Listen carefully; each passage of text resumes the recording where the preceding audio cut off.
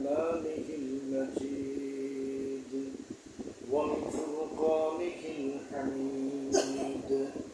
أعوذ بالله من الشيطان الرجيم. بسم الله الرحمن الرحيم. ووصينا الإنسان بوالديه حملته أمه وهنا على وهن وفصاله في عامين أن اشكر لي ولوالديك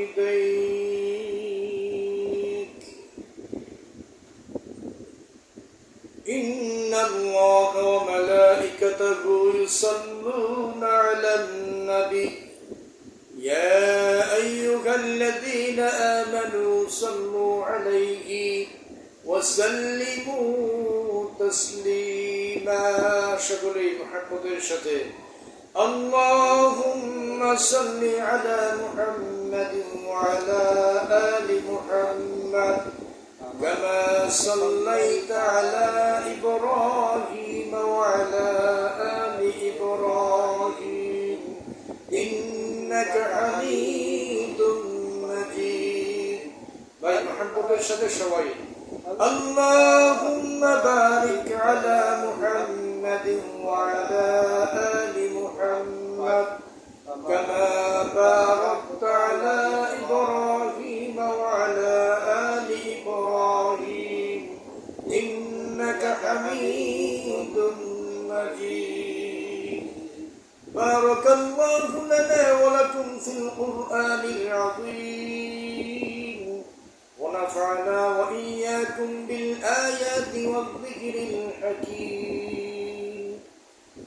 صدق الله العظيم وصدق رسوله النبي الكريم ونحن على ذلك من الشاكرين والشاكرين والحمد لله رب العالمين.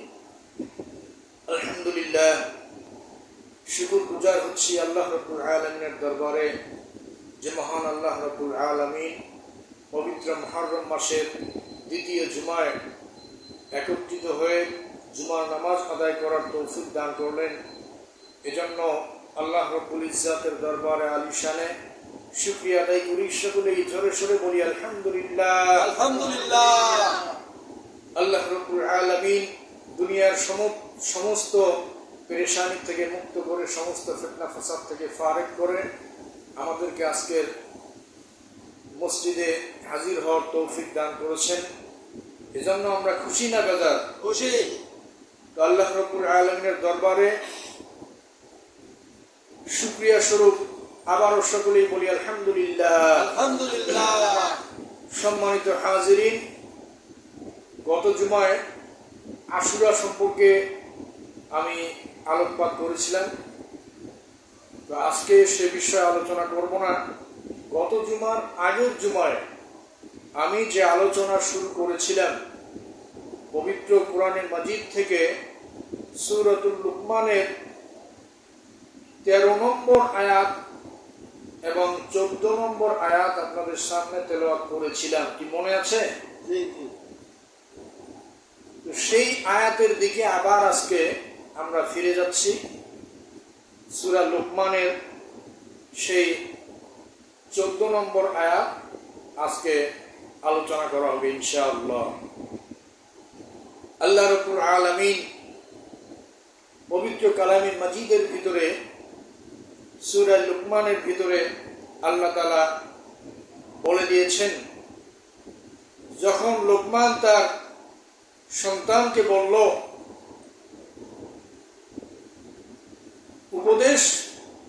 উপদেশের বাণী হিসেবে লুকমান তার সন্তানকে বলল, হে আমার সন্তান, তুমি আল্লাহর সাথে কাউকে শিরক করিও না। মনে আছে? এটাই তো আলোচনা করছিলাম।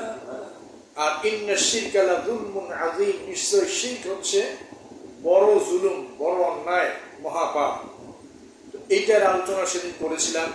তারপরের আয়াতে আল্লাহ রাব্বুল আলামিন বলছেন, وَوَصَّيْنَا الْإِنسَانَ بِوَالِدَيْهِ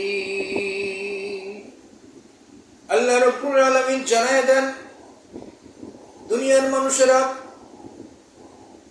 আমার ইবাদত করার পরে তোমাদের প্রতি আমার পক্ষ থেকে যে নির্দেশ, সে নির্দেশ হলো তোমরা তোমাদের পিতা মাতার সাথে সদ্ব্যবহার করো। সুবহানাল্লাহ।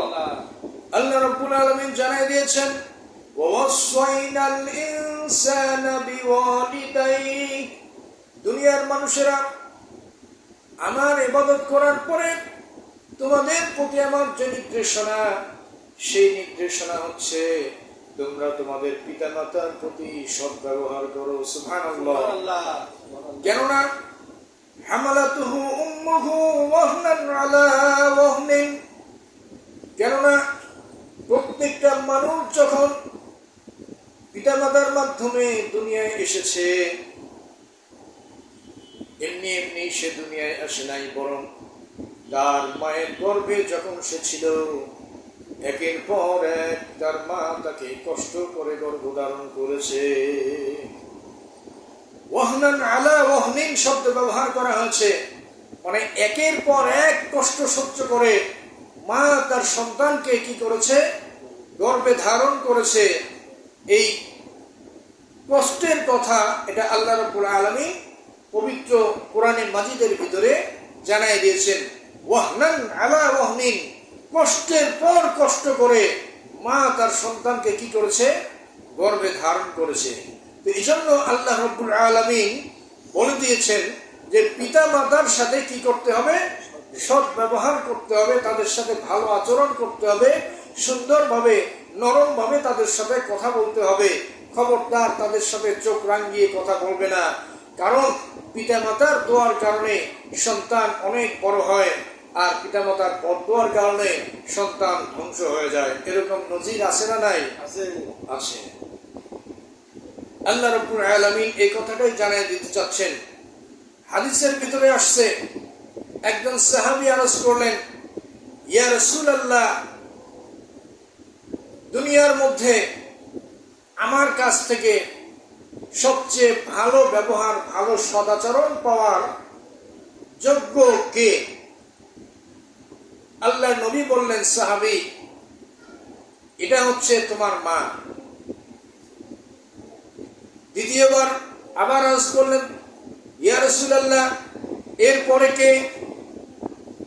আল্লাহ নবী বললেন, তোমার মা।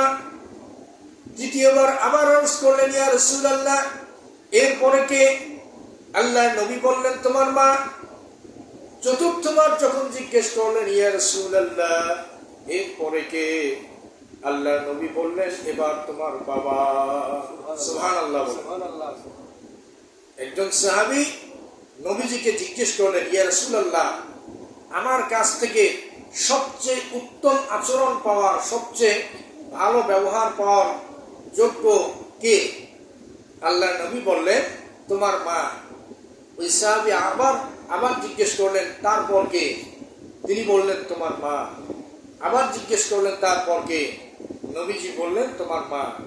তার মানে তিনবার বলেছে মায়ের কথা। কয়বার বলছে? তিনবার বলেছে মায়ের কথা।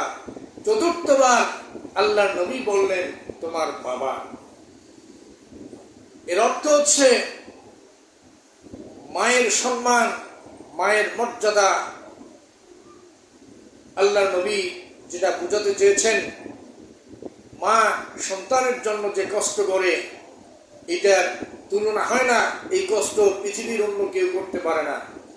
এজন্য মায়ের ক্ষেত্রে বলা হচ্ছে কয়বার? তিনবার। আর বাবার ক্ষেত্রে একবার। তিনবার বলার কারণ মুহাদ্দিসিনে কিরাম উল্লেখ করেছেন যে মা তিন প্রকার কষ্ট সহ্য করে সন্তানকে লালন পালন করে। কয় প্রকার? তিন প্রকার কষ্ট সহ্য করে সন্তানকে লালন পালন করে। এজন্য মায়ের কথা বলা হয়েছে তিনবার। প্রথম নাম্বার কষ্ট হচ্ছে গর্ভধারণের কষ্ট। প্রথম নাম্বার কষ্ট গর্ভধারণের কষ্ট, অর্থাৎ একটা সন্তান গর্ভে আসার পর থেকে শুরু করে যতদিন পর্যন্ত মায়ের পেটের ভিতরে থাকে, ততদিন পর্যন্ত মা ঠিক মতো খেতে পারে না, ঠিক মতো ঘুমাতে পারে না, ঠিক মতো অন্যান্য কাজকর্ম করতে পারে না। এই যে কষ্ট, আল্লাহ তাআলা এই কষ্টের কথা বলেছেন, হামালাতহু উম্মুহু ওয়াহনান আলা ওয়াহনিন, মা একের পর এক কষ্ট সহ্য করে সন্তানকে গর্ভধারণ করেছে। এজন্য আল্লাহর মুফাসসিরিন কেরাম বলেন 3 প্রকার কষ্ট মা করে। 1 নম্বর কষ্ট হচ্ছে গর্ভধারণ করার কষ্ট, 2 নম্বর কষ্ট হচ্ছে সন্তান প্রসবকালীন কষ্ট। সন্তান প্রসবের সময় যে কষ্টটা হয়, এই কষ্ট একমাত্র মা ছাড়া পৃথিবীর অন্য কোনো মানুষ বুঝতে পারে না। এজন্য দ্বিতীয়বারও বলা হয়েছে কার কথা? মায়ের কথা। এবার তৃতীয়বারও বলা হয়েছে মায়ের কথা। 3 নম্বর কষ্ট হচ্ছে ওই সন্তানকে প্রসব করার পর থেকে শুরু করে লালন পালন করে আস্তে আস্তে বড় করা, এটা যে কি কষ্ট সেটা একমাত্র মাই বুঝতে পারে। কথা বলেন ঠিক না বেটি? আমরা সবাই এক সময় এরকম ছোট্ট ছিলাম, জন্মগ্রহণ করার পরে আমরা কথা বলতে পারি না, আমরা কোনো কাজ করতে পারি না, কোনো ইশারা করতে পারি না, শুধু কান্না আর কান্না ছাড়া আমাদের কোনো ভাষা ছিল না। কথা বলেন ঠিক না? অর্থাৎ আমাদের কান্নাই ছিল একমাত্র ভাষা। আমাদের কান্না দেখে মা বুঝতে পারেন যে বাচ্চাকে ক্ষুধা পেয়ে গেছে, বাচ্চা এখন খাবে। এরপরে আমরা কত সময় প্রসাব পায়খানা করে দিয়েছি মায়ের কোলের মধ্যে। তো এই যে একের পর এক কষ্ট সহ্য করে সন্তানকে লালন পালন করেন, এই জন্য বলা হয়েছে বাবা মায়ের হক সন্তানের কাছে এত বেশি যে কোনো সন্তান যদি তার পিতামাতাকে নিজের গায়ের চামড়া কেটে জুতা বানিয়ে দেয়, তারপরেও পিতামাতার ঋণ কখনো শোধ হবে না। তো এই জন্য আল্লাহ তাআলা বলেন হামালাতুহু উম্মুহু ওয়াহনান আলা ওয়াহনিন, মা সন্তানকে গর্ভে ধারণ করার পরে একের পর এক কষ্ট স্বীকার করে সন্তানটাকে আস্তে আস্তে ধীরে ধীরে বড় করেছেন। সুতরাং দুনিয়ার সন্তানেরা রে, খবরদার তোমাদের মাকে, তোমাদের মা বাবাকে কষ্ট দিও না। আর শুধু তাই না, এই সন্তানটা কি খাবে এই খাবারের ব্যবস্থাও আল্লাহ তাআলা করে দিয়েছেন। কোথায়? মায়ের বুকের মধ্যে। বলেন সুবহানাল্লাহ। আল্লাহ তাআলা সে কথাও বলে দিয়েছেন ওয়াফিসালুহু ফি আমাইন, এবং মা তার সন্তানকে পূর্ণ 2 বছর যাবত দুধ পান করায়। বলেন সুবহানাল্লাহ। তাহলে একটা সন্তান জন্মগ্রহণ করার পরে এই সন্তানটাকে 2 বছর যাবত বুকের দুধ পালন করিয়ে তিলে তিলে তিলে তিলে তাকে বড় করে তুলেছেন কে? মা। আর বাবা এই দায়িত্ব আঞ্জাম দেওয়ার জন্য, এই সন্তানের যাবতীয় ভরণ পোষণ দেওয়ার জন্য বাবা কামাই রুজি করেন, আর মা তাকে দুধ পান করিয়ে তাকে তার সেই ছোট্ট মুখে খাবার তুলে দিয়েছেন। এজন্য আল্লাহ রাব্বুল আলামিন একথা বলছেন ওয়াসাইনাল ইনসানা বিওয়ালিদাই, আমার ইবাদতের পরে পৃথিবীর মানুষের কাজ হচ্ছে তারা যেন তাদের মা বাবার সাথে সৎ ব্যবহার করে, মা বাবার সাথে কি করে? সৎ আচরণ করে, মা বাবার কৃতজ্ঞতা পোষণ করে। বলেন সুবহানাল্লাহ। হামালাতহু উম্মুহু ওয়াহনান আলা ওয়াহনিন ওয়াফিসালুহু ফি আমাইনি আনিশকুরু লি ওয়া লিওয়ালিদাইক, আনিশকুরু লি অতএব শুকরিয়া আদায় করো আমার, ওয়া লিওয়ালিদাইক এবং তোমাদের পিতামাতার শুকরিয়া করো, পিতামাতার প্রতি কৃতজ্ঞতা পোষণ করো, পিতামাতার সাথে ভালো ব্যবহার করো, ভালো আচরণ করো। ওয়া ইলাইয়াল মাসির, কেননা আমার দিকেই তোমাদেরকে কি করতে হবে? প্রত্যাবর্তন করতে হবে, ফিরে আসতে হবে।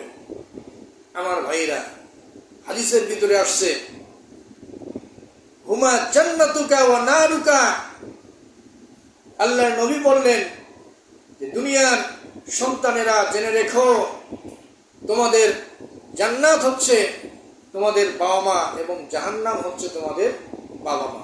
বলেন সুবহানাল্লাহ। অর্থাৎ কোন ব্যক্তি যদি দুনিয়াতে বাবা মায়ের সাথে খারাপ ব্যবহার করে, খারাপ আচরণ করে, চোখ রাঙিয়ে কথা বলে, আর ওই সন্তানটা যতই সে ইবাদত গুজার হোক না কেন, যতই সে পরহেজগারী হোক না কেন, আল্লাহ তাআলা তার ইবাদত বন্দেগী কখনোই কবুল করবেন না যতক্ষণ পর্যন্ত সেটা বাবা মায়ের সন্তুষ্টি অর্জন না করে, ততক্ষণ পর্যন্ত আল্লাহ তাআলা ওই সন্তানকে মাফ করবেন না। আর যে সন্তান আল্লাহ পাকের ইবাদত করার পরে পিতা মাতার সাথে সৎ ব্যবহার করবে, পিতা মাতার সাথে ভালো আচরণ করবে, পিতা মাতার খোঁজ খবর রাখবে, তাদের সন্তুষ্টি অর্জন করবে, আল্লাহ রাব্বুল আলামিন ওই সন্তানের উপরে এত খুশি হয়ে যায় যে দুনিয়ার মধ্যে আমরা যারা হজ করি, টাকা পয়সা যাদের আছে, যারা হজ করে, এই হজ কবুল হয় কিনা সেটা আল্লাহই ভালো জানে। হালাল টাকা যদি হয়, হালাল টাকা দিয়ে হজ করলে হজ কবুল হবে, আর যদি হারাম টাকা হয়, এই টাকা দিয়ে হজ করলে হজ কবুল হবে না। অথচ যাদের বাড়িতে বাবা মা আছে, বৃদ্ধ পিতামাতা আছে, তারা যদি দৈনিক একবার বাবার দিকে মায়ের দিকে নেক নজরে যদি তাকায়, আল্লাহর নবী বলেন তার আমল নামায় একটা কবুল হজের সওয়াব লেখা হয়। বলেন সুবহানাল্লাহ। তো এই কবুল হজ করার জন্য মানুষ মক্কা মদিনা যায়। যদি হারাম টাকা হয় তাহলে হজ কবুল হবে না, কোনো গ্যারান্টি নাই। কিন্তু আল্লাহর নবী বলেছেন যে ব্যক্তি তার পিতামাতার দিকে রহমতের নজরে একবার তাকায়, আল্লাহ তাআলা তাকে একটা মকবুল হজের সওয়াব দান করেন। সুবহানাল্লাহ। এজন্য পিতামাতার সাথে আমাদেরকে কি করতে হবে ভাই? সৎ ব্যবহার করতে হবে, ভালো ব্যবহার করতে হবে। অনেক সন্তানেরা আজকে পিতামাতার সাথে ভালো আচরণ করে না, পিতামাতার সাথে চোখ রাঙিয়ে কথা বলে। মনে রাখবেন, আপনার পিতামাতা আপনাকে ছোটবেলা থেকে তিলে তিলে তিলে তিলে লালন পালন করে কষ্ট করে আপনাকে বড় করেছেন। আর যখন আপনি বড় হয়ে গেলেন, যখন আপনি নিজের পায়ে দাঁড়িয়ে গেলেন, তখন পিতামাতাকে আর চিনেন না। এটা করবেন না। এটা যারা করে তারা দুনিয়ার মধ্যে সবচেয়ে হতভাগা, দুনিয়ার মধ্যে সবচেয়ে পোড়া কপাল। এজন্যে আমি অনুরোধ করব, আল্লাহ রাব্বুল আলামিন পিতামাতার সাথে সদ্ব্যবহার করার জন্য যে নির্দেশ দিয়েছেন, এই নির্দেশ আমরা পালন করব। হাদিস শরীফের ভিতরে আসছে, আল্লাহর নবীর একজন সাহাবী হযরতে আলকামা রাদিয়াল্লাহু তাআলা আনহু, আলকামা রাদিয়াল্লাহু তাআলা আনহু নবীজির একজন সাহাবী। এই সাহাবী মৃত্যু শয্যায় শায়িত হয়ে গেছে, কিন্তু সাহাবীর জবান দিয়ে কালেমা বের হচ্ছে না, কালেমা নসিব হচ্ছে না। মুসলমান ভাইরারে আমার গভীর মনোযোগ দিয়ে শুনবেন। এই খবর চলে গেল বিশ্ব নবীর দরবারে। বিশ্ব নবী মুহাম্মদুর রাসূলুল্লাহ সাল্লাল্লাহু আলাইহি ওয়াসাল্লাম সাহাবী আলকামার কাছে চলে আসলেন। আলকামার কাছে এসে আলকামাকে বললেন, আলকামা কালেমা পড়ো। আলকামা বললেন, ইয়া রাসূলুল্লাহ, আমার জবান দিয়ে কালেমা বের হচ্ছে না, আমি কালেমা পড়তে পারি না। আল্লাহর নবী আলকামার আত্মীয় স্বজনদেরকে ডাকলেন, ডেকে বললেন আলকামার মা বেঁচে আছে কিনা। এরপরে দেখা গেল একজন বৃদ্ধ মহিলা লাঠি ভর দিয়ে আস্তে আস্তে করে সেখানে চলে আসলেন। আল্লাহর নবী আরজ করলেন, তুমি কি আলকামার মা নাকি? মহিলা বলল, হ্যাঁ, আমি হচ্ছি আলকামার মা। আল্লাহর নবী বললেন, তুমি একটু বলো, আমার সাহাবী আলকামা মৃত্যু শয্যায় শায়িত, অথচ তার জবান দিয়ে কেন কালেমা নসিব হচ্ছে না, কালেমা বের হচ্ছে না? আলকামার মা বৃদ্ধ মহিলা বলেন, ইয়া রাসূলুল্লাহ, ইয়া হাবিবাল্লাহ, আমি হচ্ছি আলকামার মা। ছোটবেলা থেকে কষ্ট করে করে তাকে লালন পালন করেছি। ইয়া রাসূলুল্লাহ, আলকামা যখন একটু বড় হয়ে গেল তখন তার বাবা মারা যায়। তার বাবা মারা যাওয়ার পরে আমি আর অন্য কোথাও বিবাহ বন্ধনে আবদ্ধ হই নাই, বরং আমার এই ছোট্ট সন্তানটাকে তিলে তিলে আমি মানুষ করেছি। কিন্তু সে যখন বিবাহের বয়সে উপনীত হয়ে গেল, তাকে যখন বিবাহ দেওয়া হলো, বিবাহ দেওয়ার পর সে তার স্ত্রীর কথা মতো আমার সাথে দুর্ব্যবহার করা শুরু করে দিল। আল্লাহর নবী বললেন, তাই নাকি? এবার আল্লাহর নবী বললেন, হে আলকামার মা, তুমি তাকে এই মুহূর্তে ক্ষমা করে দাও। কেননা তুমি যদি তাকে ক্ষমা না করো, তাহলে তোমার আলকামার কলেমা নসিব হবে না। আর কলেমা নসিব না হয়ে যদি সে বেঈমান হয়ে মারা যায়, আমার চোখের সামনে আলকামার জাহান্নামী হয়ে যাবে, এটা আমি সহ্য করতে পারি না। আলকামার মা তখন বললেন, ইয়া রাসূলুল্লাহ, আমি কিভাবে তাকে মাফ করব? সে আমার সাথে অনেক দুর্ব্যবহার করেছিল, অনেক কষ্ট দিয়েছিল, সে কারণে হয়তোবা তার জবান থেকে কালেমা বের হচ্ছে না, সে কারণে আল্লাহ তাআলা তার জবান বন্ধ করে দিয়েছেন, আমি তাকে মাফ করব না। তখন আল্লাহর নবী সাহাবায়ে কেরামকে নির্দেশ দিলেন, হে সাহাবারা, আলকামার মা যেহেতু তাকে মাফ করবে না, সুতরাং তোমরা কাজ করো, তোমরা কিছু লাকড়ি সংগ্রহ করে আনো, কিছু কাঠ সংগ্রহ করে আনো, এনে আমার আলকামার পাশে দাও, আমি এই লাকড়িগুলোতে আগুন ধরিয়ে দেই আর আলকামাকে আমি পুড়ে ভস্ম করে দেই। বলেন নাউজুবিল্লাহ। কেননা আমার সামনে আমার একজন সাহাবী কলেমা নসিব না হওয়ার কারণে বেঈমান হয়ে মারা যাবে, এটা তো আমি সহ্য করতে পারবো না। সুতরাং তোমরা এই কাজ করো, তাহলে আমি নিজেই তাকে জাহান্নামে পাঠিয়ে দিই।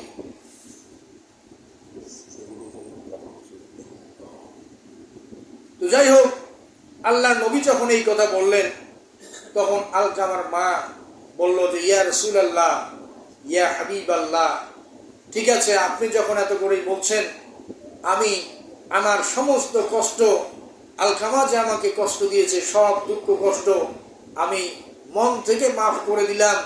এরপরে আল্লাহর নবী দেখলেন যে আলকামার জবান দিয়ে বের হয়ে গেল মধুর কলেমা, লা ইলাহা ইল্লাল্লাহ মুহাম্মাদুর রাসূলুল্লাহ। এই কথা এটা বের হওয়ার পরেই আলকামার শেষ নিঃশ্বাস ত্যাগ করলেন। বলেন সুবহানাল্লাহ। এর দ্বারা কি শিক্ষা পাইলেন? এর দ্বারা শিক্ষা হলো এটা, যে ব্যক্তি জীবদ্দশায় তার মাকে অথবা বাবাকে কষ্ট দিবে, মৃত্যুর সময় তার মুখে কলেমা নসিব হবে না এবং পরকালের আযাব তো আছেই। এজন্য ভাই, আমরা এই কাজটা কখনোই করব না। যদিও কেউ করে থাকি, এখনো সময় আছে, মা বাবার কাছ থেকে আমরা কি করব? মাপ চেয়ে নেব, ক্ষমা চেয়ে নেব। আল্লাহ রাব্বুল আলামিন আমাদের সকলকেই আমাদের পিতামাতার সাথে উত্তম আচরণ করার তৌফিক দান করুন।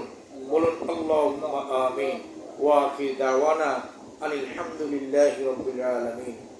আমাদের সেক্রেটারি সাহেব আমাদের সামনে কিছু কথা বলবেন, আপনারা একটু ধৈর্য সহকারে শুনুন।